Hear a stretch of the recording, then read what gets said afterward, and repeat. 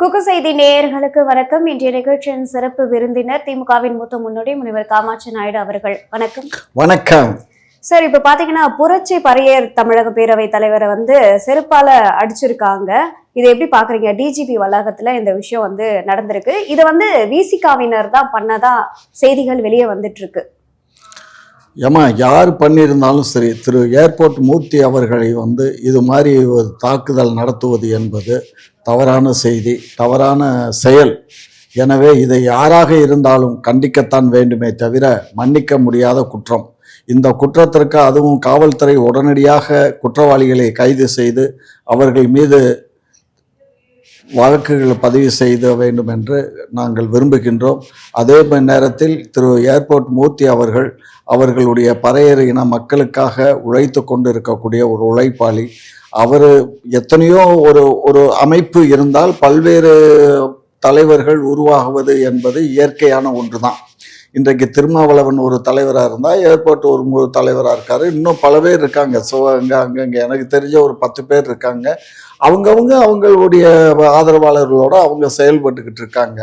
அப்படி இருக்கும் காலகட்டத்தில் இதை ஒரு டிஜிபி அலுவலகத்தில் வச்சு அலுவலகத்துக்கு போகிறதுக்கு முன்னாடி இவர் வர்றாருன்னு சொல்லி போலீஸ் பந்தோபஸ்து கேட்டு நம்மளுடைய டாக்டர் ராமதாஸ் அவர்களுக்கு போலீஸ் பந்தோபஸ்து கேட்பதற்காக டிஜிபி அலுவலகத்துக்கு வர்றதாக நீங்களும் வாருங்கள் என்று சொன்னதனால் இவர் முன்னக்கூடி அங்கே காத்து கொண்டு இருந்தார். அந்த காத்து கொண்டு இருக்க நேரத்தில் இவர்கள் இவ்வாறு கல்லால் அடித்தும் செருப்பால் அடித்தும் அவரை துன்புறுத்தியிருக்கின்றார்கள்.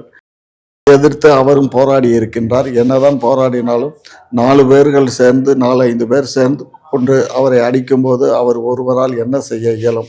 எனவே இது கண்டிக்கத்தக்கது. மீண்டும் இது போன்ற செயல்கள் நடக்கக்கூடாது தமிழகத்தில்.